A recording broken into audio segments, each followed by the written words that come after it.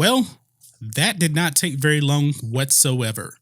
After a week of horrible Star Wars Episode 9 rumors, we actually may have something very, very legitimate to talk about for a change. And this concerns the score of Star Wars Episode 9, The Rise of Skywalker, and John Williams.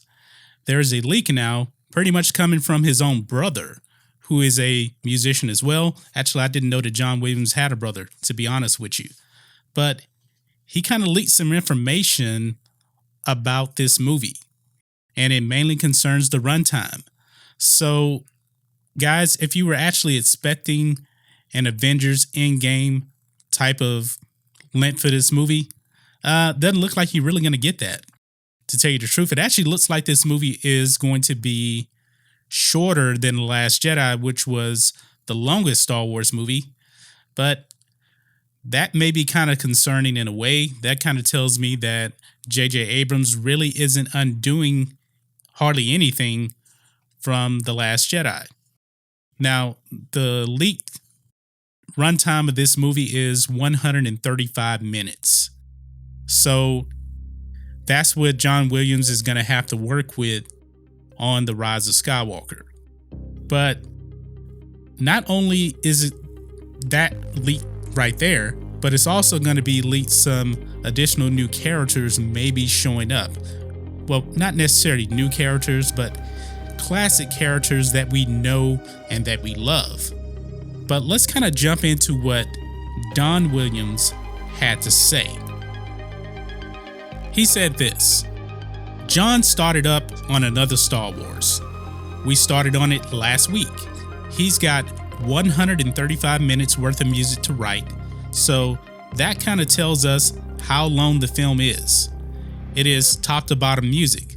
We've done 4 days and we've scratched the surface. I think we've got something like 34 minutes in the canon at this point.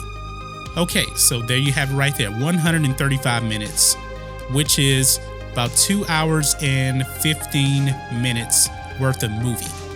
Now, if I'm not mistaken, The Last Jedi was 2 hours and 32 minutes. That was really, really long. And the soundtrack for that was 1 hour and 18 minutes. So when he's talking about 135 minutes, he's talking about the movie, not the music. Because if you look at all of the movies, the music has been around 1 hour and 15 minutes or so on average. So J.J. Abrams is not going to undo a lot of what Rian Johnson did to The Last Jedi. You're just going to have to take it and accept it. Because a lot of people were expecting that J.J. Abrams would come in and he would retcon everything that Rian Johnson did. That's not going to happen, people. It's not going to happen.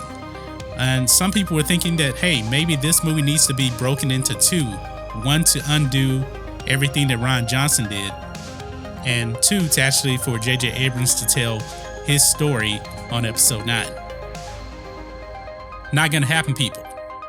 Not going to happen. But when Don Williams was talking about top to bottom music, now I think we're going to get a lot of nostalgia when it comes to what's going to happen. So he says this: everything that you ever heard is going to be compiled into this last effort. Everyone. Leia, Yoda, the Phantom, Darth, all of it's going to be in there. And in his usual style, he hides them. You got to look for them. You'll find them, but you got to look for them. So he's saying that they're only going to be small motives, I believe. So if you hear like Leia's theme, for example, it may be like 2 or 3 seconds. But what this tells me is that this is going to be a combination of all the Star Wars movies. So I think you're going to hear Across the Stars from The Phantom Menace, and you're going to get references to Anakin, which I think Hayden Christensen, Anakin Skywalker will show up in this movie. I have no doubt about that whatsoever, he's going to show up. And I think you're going to hear, twin sons from A New Hope. You're going to hear that. Like you said, you just have to look out for a lot of this stuff. This is going to be Avengers Endgame of Star Wars movies. Hopefully, though, without the time travel, but some of the leaks have said that they're going to do time travel, which would be a disaster in a Star Wars movie.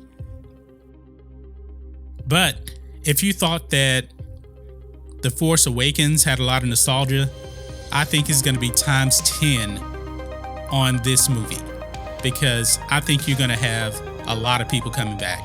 He already said the Darth Vader thing, which is the Imperial March. Darth Vader will be in this movie in the flesh. So I don't know if it's going to be a flashback or something like that. You also may see the Anakin Darth Vader hybrid Force Ghost. You're going to see that. You're going to see the Hutts. You're going to see, of course, Lando. We already know about him. It's going to be a nostalgia on a whole nother level. So I don't know what to make of this movie. The runtime doesn't seem like it's going to be able to justify this movie satisfying everyone. I think the movie needs to be longer, probably like an extra 30 minutes at least. So 2 hours and 45 minutes. So that's about 17 minutes short of Avengers Endgame, which was 3 hours and 2 minutes. So we're just going to have to take what J.J. Abrams gives us. There will be no retconning. The only exciting thing about this movie I can honestly say is, for me, just to see Palpatine, if we actually see him in the flesh. But that's another story. And of course, John Williams' Star Wars score. This is his final Star Wars movie. There isn't enough talk about John Williams leaving Star Wars. He is the last person connected to George Lucas that has really been there from the beginning. So he's gone after this. But his music will always be used in future Star Wars projects, I have no doubt about that. But Star Wars without John Williams, it will not be the same. It really, really just won't be the same anymore. It will probably be the official death knell of Star Wars going forward. George is already gone, and John Williams. That was the two most important people to Star Wars when it comes to the movies. So, but The Mandalorian, something like that, I'm still excited about that, but that's really separate.